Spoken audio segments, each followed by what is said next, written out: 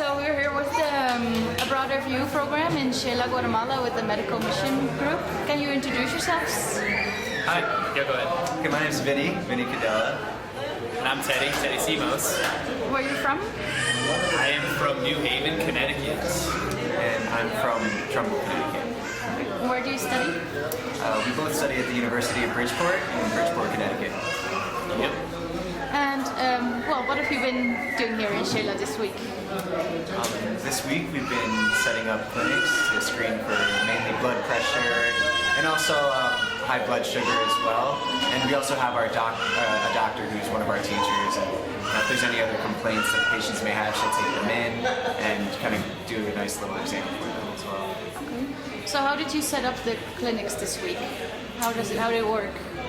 The clinics basically work by having a couple people who are a little bit more proficient in Spanish do a triage to begin with. Wrote down their data, whatever information that they were able to give them. And then we had a few people doing blood pressures as well as blood sugars and addressing any small complaints they might have. And then from there we were basically able to give the doctor an oral presentation, and she would have a little bit better idea if there were any abnormal results or anything that needed to be tended to. So that was our assembly line for the week for the most part. All right. What kind of people have you seen, and can you estimate like a number of patients that you've seen? I'd say on average, some days more, some days less, we'd see about 50, 60 patients, on average.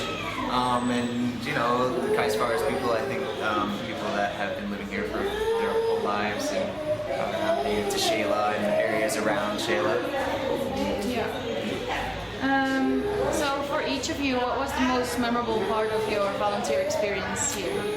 Definitely for me, the most memorable part was being able to work in the clinic and work as an actual member of their team, being able to do pressures. But also, I'd have to say that another really memorable experience for me was working with our doctor and being able to do physical exams and get that kind of experience with a lot of the locals in the area.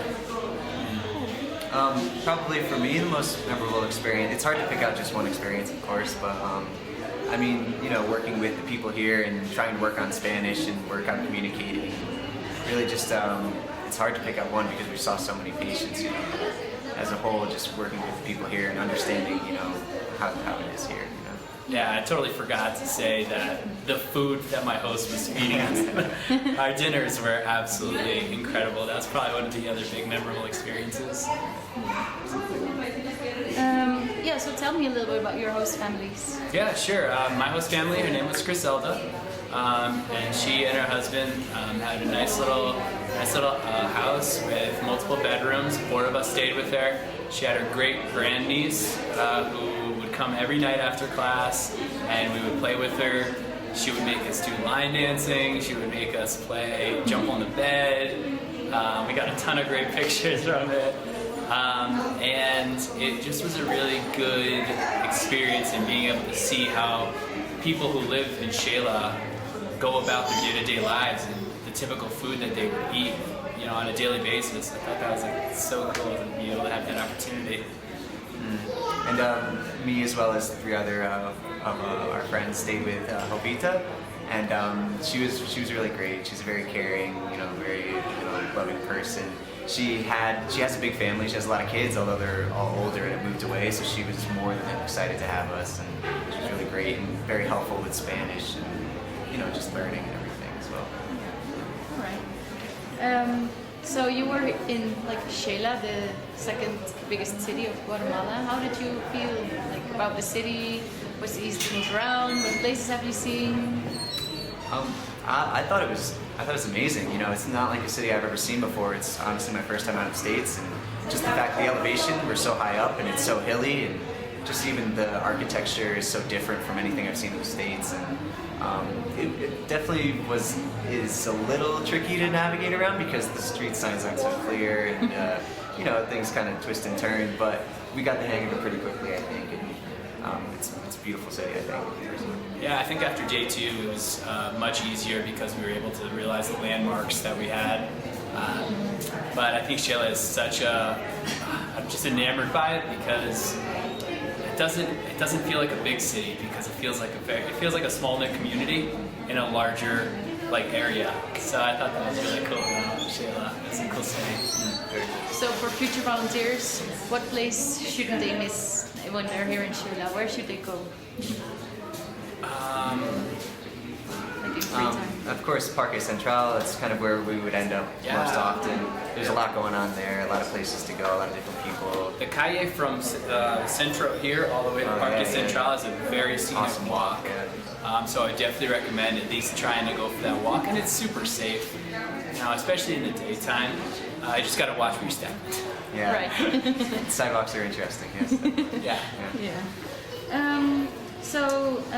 Yeah, you were in this program with a broader view, like the program was all set up previously. How did you experience that, like preparation of beforehand and being here in the country? I feel, well, beforehand it was good, you know, there was a lot of contact, there was even personal emails back and forth with a broader view that was helpful. Things I was missing, they were able to let me know and I was able to get it back to them. And I feel that once we got here, Petra, of course, was very, very organized. She told us, you know, exactly what we needed to do, and you know, every day was very well planned out, and never felt like we were sitting around or didn't have anything to really do. You know, it's very well organized, I thought. Yeah, I think access to broader view from the day we started planning this trip all the way up until today has been incredible. Like anything we need, it's always been at our fingertips. So would you recommend this program to future volunteers? 100%. Yeah. I definitely would. I think the experience is incredible. I think it's great to immerse yourself into a different culture, see how different clinics work, and see how different people present from a medical standpoint especially, but also to be able to get to see a different culture. It really opens up doors. Yeah, absolutely. Do you have any tips for volunteers coming to Xela in the future? Layers. I bring layers because of the elevation. The weather varies throughout the day. You know, it's chilly in the morning, pretty warm in the afternoon, and chilly at night. So bring some long sleeves and some short sleeves. And I would consider getting a pocket Wi-Fi to just have when you walk around the streets. You always have a Wi-Fi signal, and you'll be able to navigate the streets better with an app that does maps. That would probably be my best recommendation. It came in super handy this time. Great. What's anything? What will you miss most from here after leaving here? I would honestly miss how nice everybody is. Even the people that, even if you just met them or just walked by them, the fact that they just say buenos dias is like, it's just a beautiful thing to have that. And that's why I feel like Xela is I'm so enamored with Xela, is because it's such a close-knit community and everybody's so nice.